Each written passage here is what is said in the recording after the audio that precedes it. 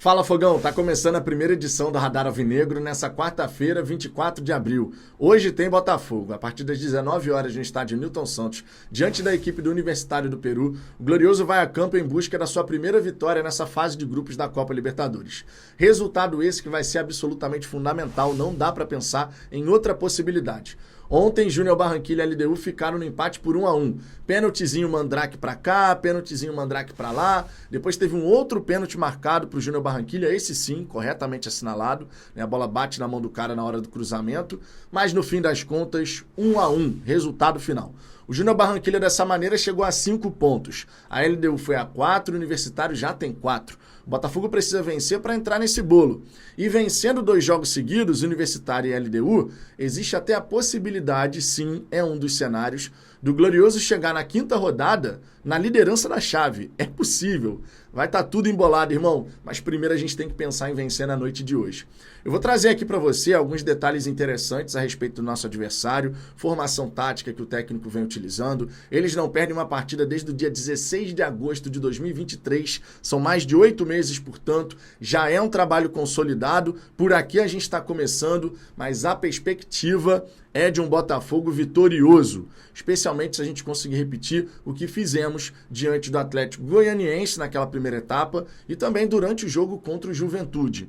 O Universitário tem um bom time, tem suas armas? Sim, mas também tem as suas fragilidades. E a gente vai conversar sobre isso. Só que antes de mais nada, Fogão, te convido a deixar o seu like, se inscrever aqui no canal. Estamos buscando os 46 mil inscritos e com a ajuda de vocês chegaremos lá com toda certeza.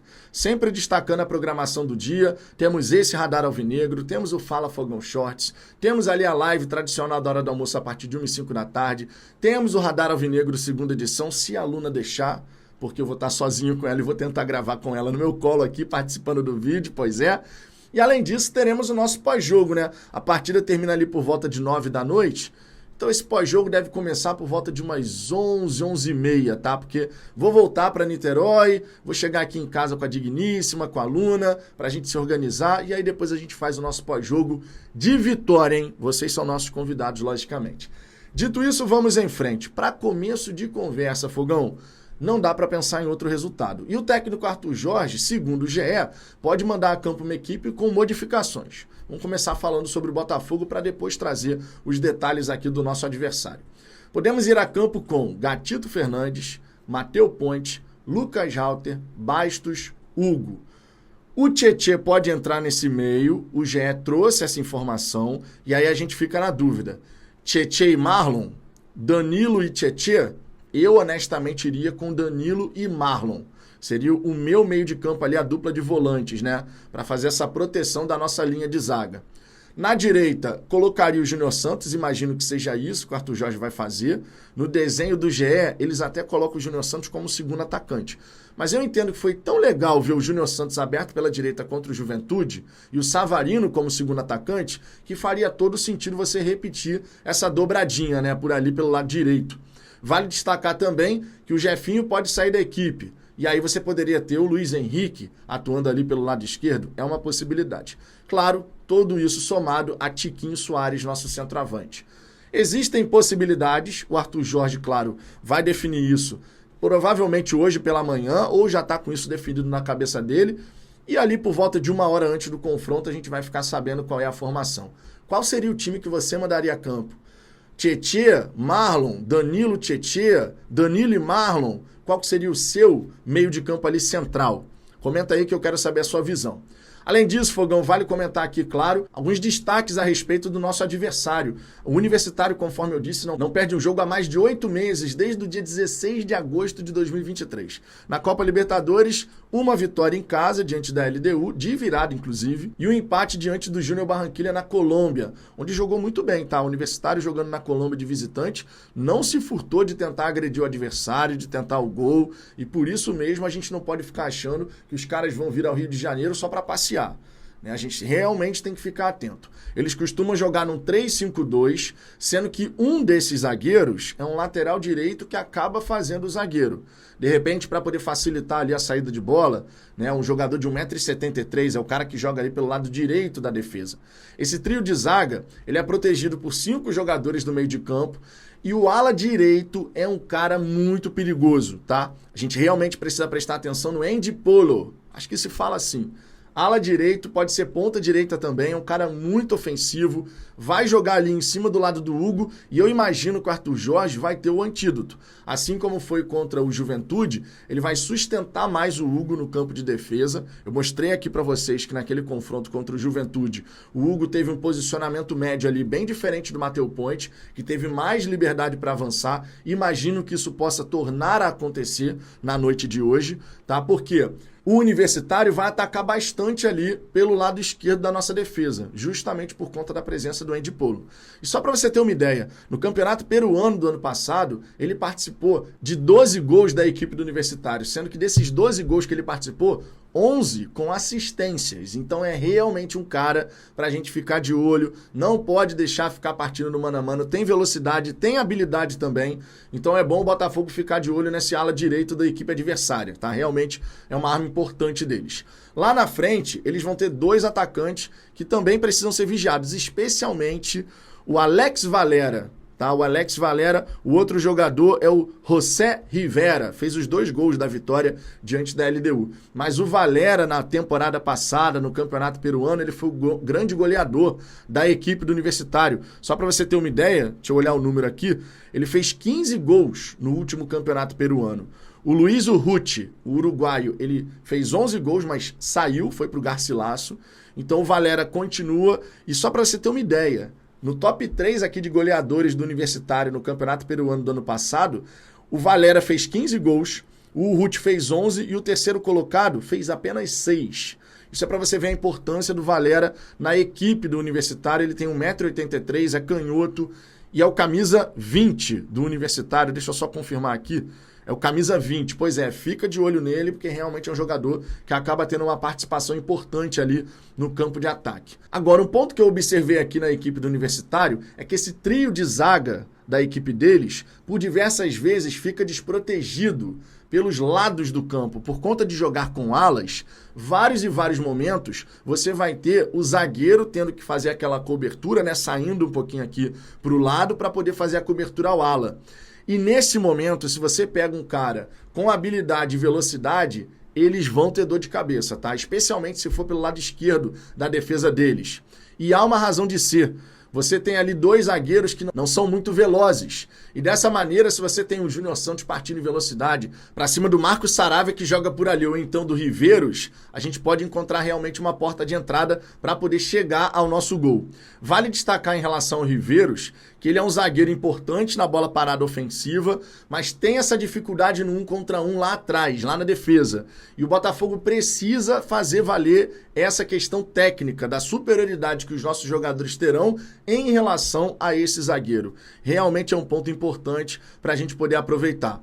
A equipe do Universitário já tem um estilo de jogo consolidado, tá? A equipe sabe se comportar nesse 3-5-2. Porém, isso não significa dizer que não existem desencaixes. E eu vou mostrar aqui alguns lances para você, né? Não vou mostrar o vídeo em si, mas vou mostrar ali a análise tática que eu realizei de alguns lances, especialmente falando da partida entre Júnior Barranquilla e Universitário, né? Que é um nível de confronto de Copa Libertadores diferente do que acontece no Campeonato Peruano. Essa diferença técnica lá no Campeonato Peruano acaba fazendo grande diferença, lógico. Então vou mostrar aqui alguns lances e você vai prestar atenção em certos pontos aqui que eu destaquei nesse vídeo. Bom, vamos lá, Fogão. Para começo de conversa, eu quero mostrar para você aqui o gol que abriu o placar na partida entre Júnior Barranquilla e Universitário. Era uma falta para o Universitário na intermediária. O Universitário coloca ali cerca de 5 jogadores para atacar a grande área do Júnior Barranquilla. E eu quero que você observe o posicionamento do Riveiros, que é o zagueiro, camisa 3, cabeludo. Ele está assinalado aqui na imagem com esse círculo aqui em volta dele, né? E também presta atenção no cara que está sendo marcado aqui, ó, no início da meia-lua. Tá vendo? Logo aqui mais adiante tem esse cara sendo marcado. Observa o que vai acontecer na sequência. Quando o cara vai cobrar a falta, o Riveiros ele vai atacar o espaço indicado pela seta. E quando ele faz essa movimentação, O camisa 29, ele vai ficar livre. Ele estava sendo marcado, mas ele fica livre. Por quê? Porque o Riveiros ele vai ultrapassar, ele vai se desvencilhar do seu marcador original. E aí o cara que estava marcando camisa 29, ele é obrigado a ir atrás do Riveiros, justamente porque é um jogador perigoso nesse tipo de jogada. Quando você tem a jogada se desenrolando, você vai ter o Riveiros jogando de cabeça para o meio da área, o Marcos Saravia conseguindo fazer um voleio ali, batendo na trave, no travessão, melhor dizendo, e aí o camisa 29, que estava marcado na origem do lance, acaba conseguindo fazer o gol. Nesse outro lance aqui, eu quero mostrar uma fragilidade, conforme eu comentei aqui para você, que pode acontecer quando você tem um desencaixe dessa linha de 3 zagueiros com a proteção dos alas. Nesse lance aqui, tinha sido um momento perigoso de ataque do Universitário. O Júnior Barranquilla sai rápido com o seu goleiro e ele vai pegar a defesa do Universitário ainda se montando. E dessa maneira você tem que ter o Riveiros cobrindo as costas do Marcos Saravia. Não foi nem do ala, foi do Marcos Saravia. Né? Porque o Marcos Saravia ele sai um pouquinho, ele é camisa 2, ele sai um pouquinho. Essa bola vai chegar no ponta do Júnior Barranquilla, que é o enamorado, você sabe que é um jogador muito perigoso. E ele fica no mano a mano com o Riveiros. Só que o Riveiros ele não tem nem velocidade, nem malemolência, digamos assim, para lidar com o jogador de habilidade e velocidade partindo para cima dele. E você vai observar que isso é verdade até pela própria linguagem corporal de quando o ponta ultrapassa ele, olha como ele corre atrás do ponta. Ele realmente é meio desengonçado assim nesses momentos, sabe?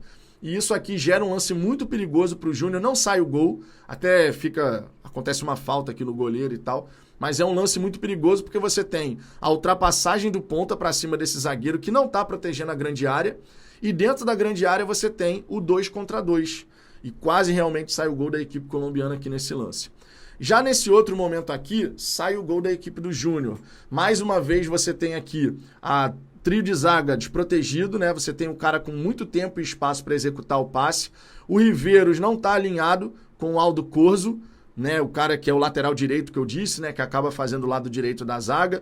O Riveiros está alinhado aqui com o Marcos Saravia, conforme você está vendo, mas o Aldo Corzo deu a possibilidade dessa enfiada de bola. Essa enfiada de bola vai acontecer e o gol do Júnior Barranquilla sai justamente nesse momento. Um outro lance que eu quero mostrar aqui é como o Universitário tem a capacidade de sair da zona de pressão. Você vê aqui que está a marcação encaixada, né? Você tem 3 jogadores do Júnior com 3 jogadores do Universitário nesse frame aqui, né? Nesse momento.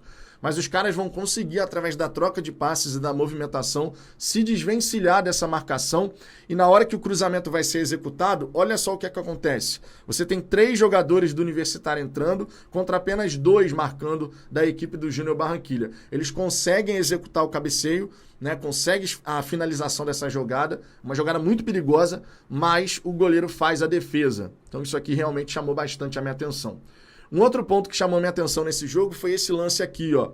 Você vê que o Universitário tem superioridade numérica na zona de jogo aqui. Você tem 2 jogadores do Júnior Barranquilla contra 4 do Universitário. O Riveiros vai tentar fazer a pressão nesse jogador que está assinalado aqui. Só que esse jogador vai deixar essa bola passar e a bola vai vir aqui no meio no Xará. É o cara que está mais abaixo aqui. Então o Riveiros ele faz a leitura de que essa bola pode vir aqui, ele vai atacar esse homem aqui que pode receber o passe, mas no fim das contas a jogada vai se desenrolar e o Xará vai ficar assim, ó, nessa condição. Ele não fez o gol, ele até consegue se desvencilhar desse último marcador aqui, mas ele chuta para fora. Mas você vê que a defesa do Universitário, mesmo numa condição que tinha de superioridade, se enrolou. Então espaços poderão ser produzidos pela equipe do Botafogo. Quanto a isso, eu não tenho a menor sombra de dúvida. Enfim, Fogão, era isso que eu queria mostrar para você. O Botafogo tem a possibilidade sim de encontrar espaços na defesa do Universitário. Também vai precisar prestar atenção nas armas que o adversário possui. Deve ser um jogo equilibrado, mas se o Botafogo jogar bola, se o Botafogo de fato buscar fazer a sua parte, temos qualidade suficiente para poder chegar aos nossos gols e construir o placar. Sempre lembrando que se construir um placar com boa vantagem de gols, a gente também melhora o nosso saldo. E isso pode ser muito importante no fim das contas. Espero que o Botafogo faça um grande jogo, assim como todos vocês. Deixe seu comentário aqui embaixo, Fogão. Eu quero saber a sua opinião, sua visão sobre o nosso adversário. E claro, volte aqui logo mais, porque teremos muito mais conteúdo no Fala Fogão no dia de hoje. Fechou? Um grande abraço e até a próxima.